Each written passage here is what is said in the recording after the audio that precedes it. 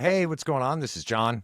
Of course, Derek's in the room with me, and we had to jump on because it's a sad day today, Derek. Yeah, Ozzy is left us, and what's funny about it is like you kind of felt like he was going to be like rolled out there till he was 90, playing music. Like Sharon was going to keep him going. Like I Yeah, didn't think that the streaming end that a couple weeks ago was going to be it for Ozzy, but here we are, and it's not yeah. surprising.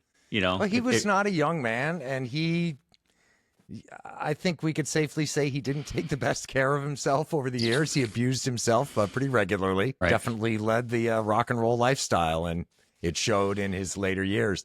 But as you said, Ozzy just kept delivering and being around for so Yeah. long after we all kind of assumed maybe he wouldn't be, that you're right. I just kind of assumed it felt like Ozzy would always be here. And the fact that Ozzy has now left the building is kind of a shock. It shouldn't be, but it is. Yeah, I was at a park with my dog and kids, just enjoying a New England, day, and a cool one at that in the summer. And all of a sudden it just pops up on my phone. I'm like, no way. Yeah. And it's not surprising that he went and did what he was supposed to do. He gave the world one last performance, and then it wouldn't surprise me if it comes out that he kind of gave up. Maybe stopped taking his meds, maybe overdosed himself, who knows?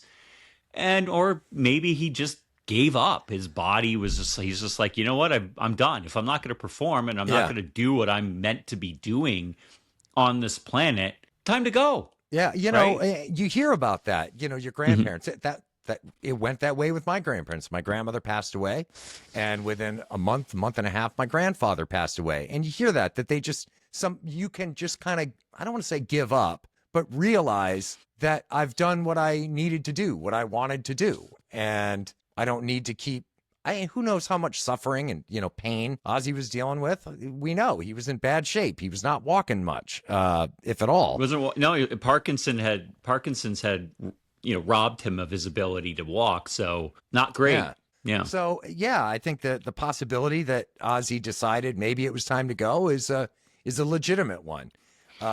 Whatever the case, we are fortunate to have been graced with the stuff, the music that he created and his persona for so long that, hey, it's a shame when you lose somebody that you dig, that you love, that you're into.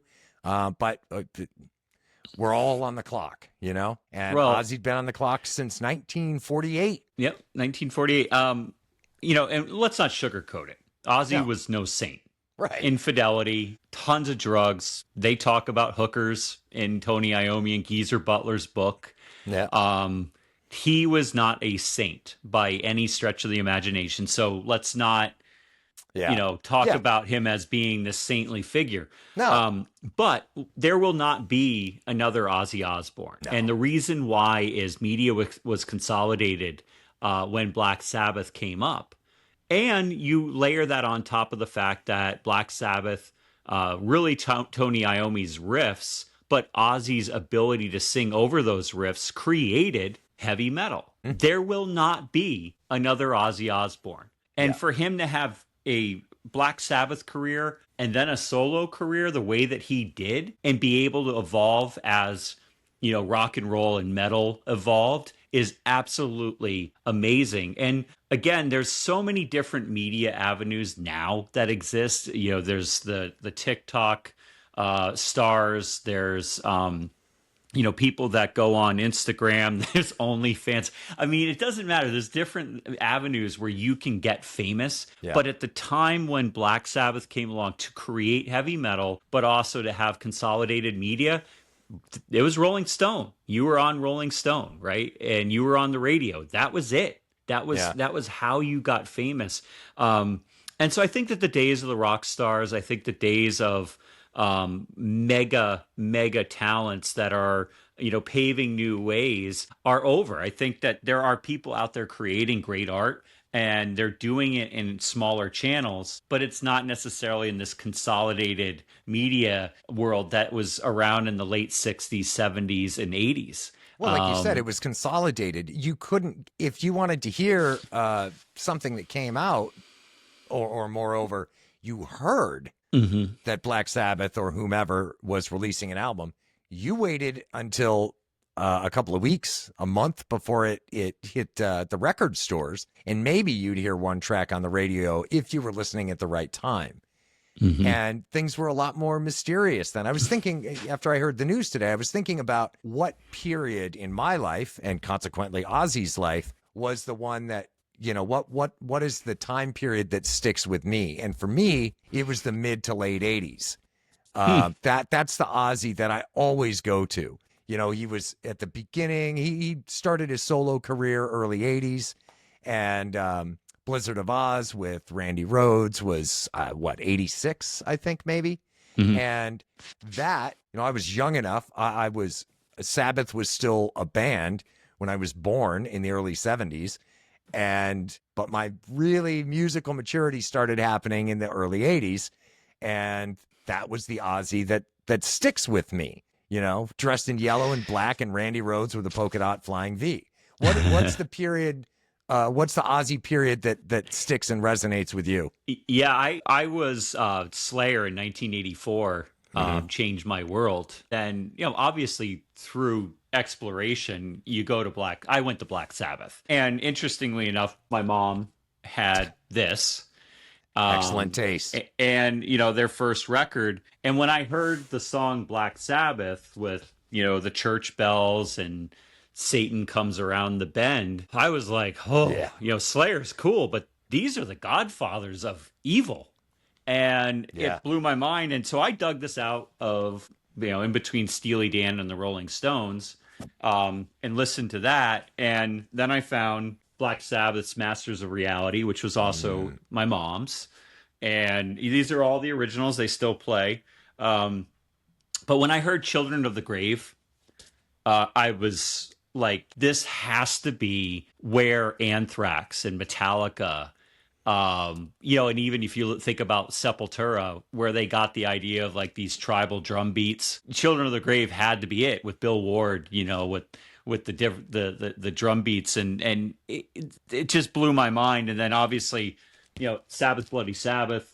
Another one that I found in my mom's records. I saved these records. I saved all my mom's records. I ended up getting a hernia and had to have hernia operation saving Black Sabbath, because she was ready. A worthy cause, right?